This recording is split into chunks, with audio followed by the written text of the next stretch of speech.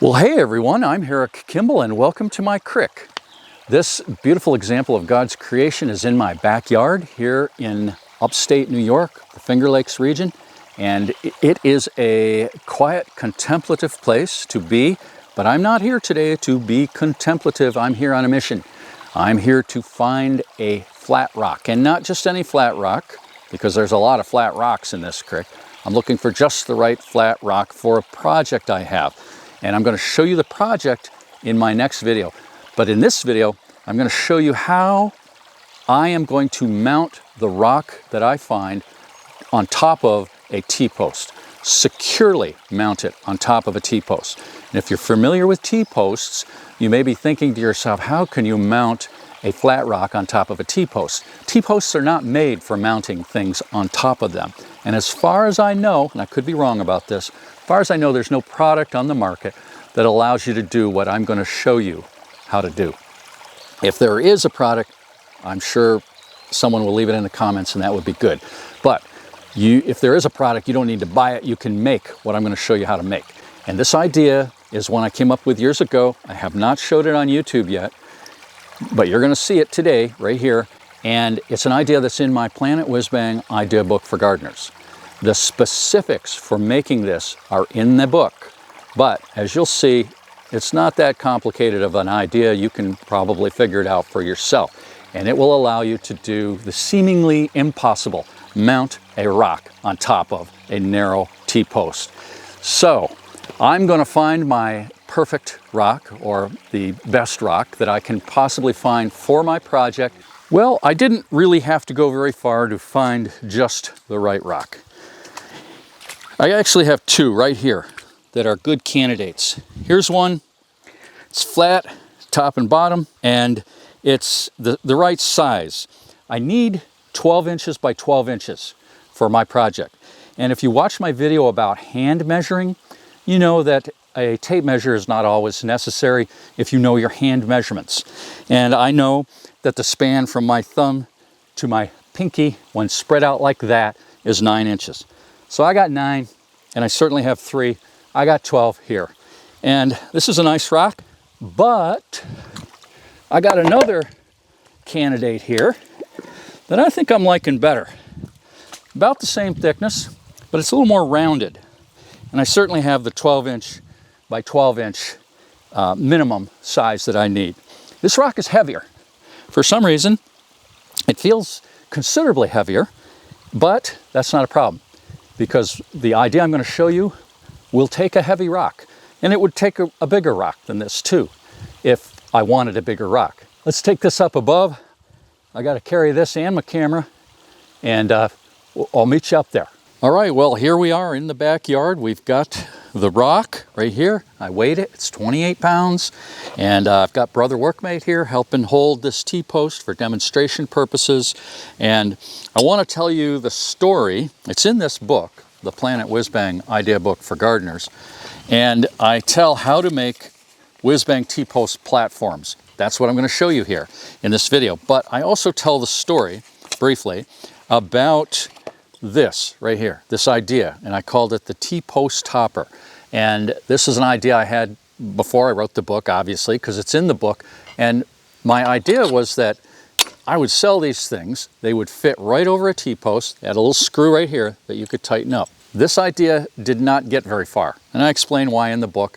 It could still be a good idea, I think, but this idea never made it to prime time. And instead, I came up with the idea of the wood T-post topper, like I'm going to show you right now. And this is it right here. This is the wood T-post topper that I tell you exactly how to make in the Planet Whizbang Idea Book for Gardeners.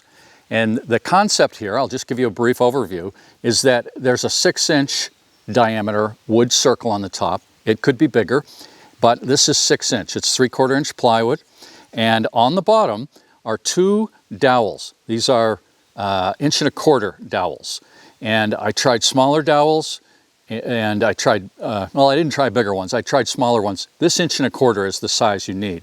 The book tells you step by step, and it has a diagram. It shows exactly how to make this. But you got the idea right there.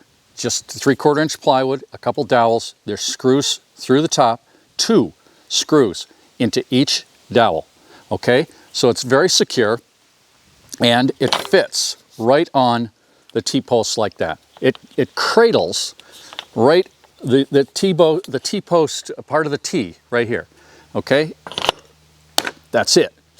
That is it right there. Now I coated this with the hoe handle rub. I got a video telling how to make the hoe handle rub, and I put it on really thick and I didn't rub it off. So this is like encased in wax. And as long as bees don't decide to take the wax back, I believe it will protect this very well. But it won't need a whole lot of protection because it's going to have a rock right over the top of it. Now, how do we attach this? Real simple. We get some wire and we bring it around. You could put a couple pieces if you want, and you tighten it up with your pliers like that. It's not going to go anywhere. It's not going to go anywhere. That is solid. It's as solid as your T-post. Whatever you put on here is going to ride the post, going to go with it. So we'll set the book aside. We'll set the great idea that never amounted to anything, the T-post topper, aside, and we'll grab our rock here. Okay, we'll set that right on there.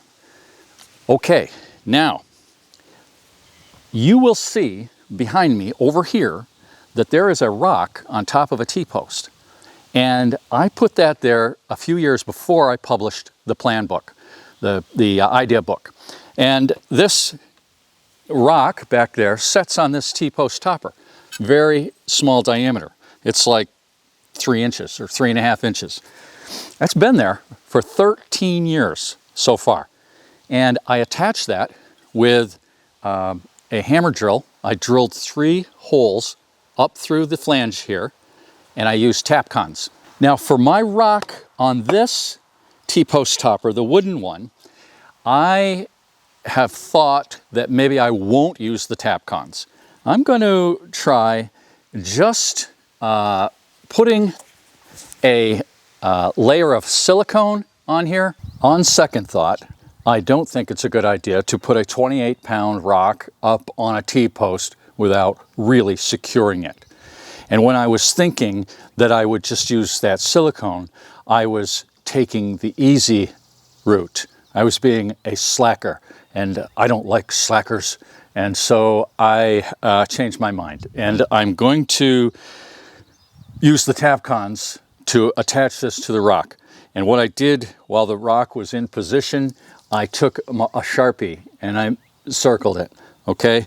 So I know exactly where I want it, and I drilled holes, 4 holes in the bottom for my Tapcons to go in, okay? And I'm gonna try to drill these Tapcons, the holes for these Tapcons using my, just my cordless drill.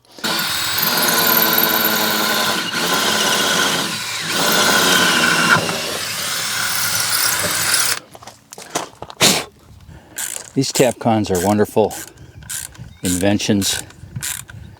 I assume they still sell Tapcons. I haven't bought any or used any in quite some time. There might be better ideas, but these work for me. There's one, and here's the last one going in. No real problems here. It just takes a little while to do the job right. Yeah, there we go. That's on there. It's solid. It's like a rock. So let me just show you the top side here. I drilled those holes all the way through. I have 4 holes right here. And I thought my Tapcons might come through, in which case I would have had to grind them off, but they didn't. None of them did, so that's good. And these holes will get filled with silicone. I'll seal those up.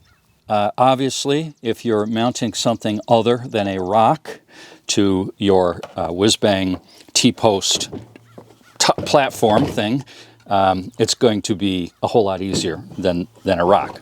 So there you go. That's it. It's a really simple idea.